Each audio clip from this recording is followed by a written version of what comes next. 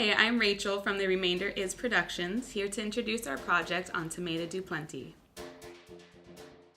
AKA Tomata du Plenty is an almost impossible figure to come to grips with.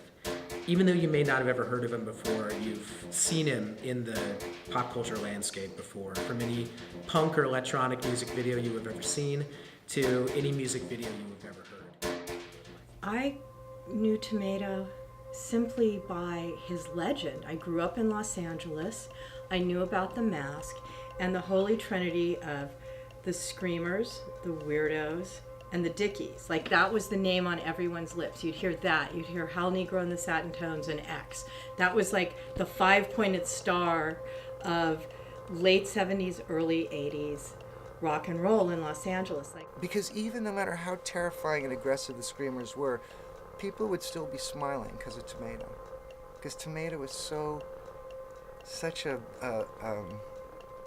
just a funny spirit, you know. What did Tomata mean to me? Tomata was a wonderful, whimsical, exciting pixie of a man. Tomata just always was Tomata, you know, and he was very sweet. He was very nice. I mean, he complimented me on my Black Big Boy button. It's like that person was one of a kind, you know. That person meant something. He was a special person, and everybody who really knew him could feel that. You feel it more when they're gone. Friendly, you know, not wild, animalistic, but wild, like so full of life that he could hardly know what to do with himself. Yeah. Tomata, I mean, Tomata is such a unique character, or was such a unique character. So I'm Nancy Taylor, and I am a friend of Tomata's. I know you weren't supposed to be fans of people, of punk rock people, but I was such a fan of them. And then this came backstage at the end of the show, and this thing that says, "To Mr. Piano Man, loved how you violated our souls." Chuck is on top. Tomata's on the bottom. I don't know if that means anything. This project was originally supposed to be a small gallery show in LA to showcase some of the later portrait work of Tomata du Plenty. Really a continuation of an art show that Helen Clark put on at Art Basel in Miami. However, once we started meeting those close to him and conducting interviews, tracking down the art pieces, we quickly found out that we had a much larger project in front of us than we had previously had imagined.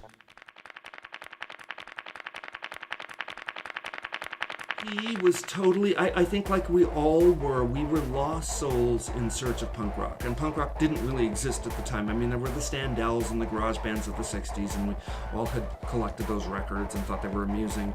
But there was this weird disconnect with popular culture. So far, this has been a treasure hunt, and it's been pretty difficult because of how undocumented he is. The friends and fans of Tomata have let us into their homes, allowed us to go through their storage, their garages, old photo albums, shoe boxes full of what pieces they have to help us find the bigger picture of who Tomata really was. This is the first piece of art I got from Tomata. I love blues, I love Lightning Hopkins. I thought it was so cool the way he did it on this old piece of wood. I love the suburban lawn, so I got this. And these frames, he got them from an old junk store in downtown LA. He had to go to this one junk store every time. Everyone has the same memories of him being just wonderful, lighthearted, whimsical. I think it's a fantastic idea. I really feel strongly that it's the right time. I feel that the people putting it together are the right people, that their hearts are pure, and the way they're approaching it is something Tomata would have endorsed. It's very Tomata-esque. This is exactly the kind of thing he would have done, and that, I think, really, that means a lot to me.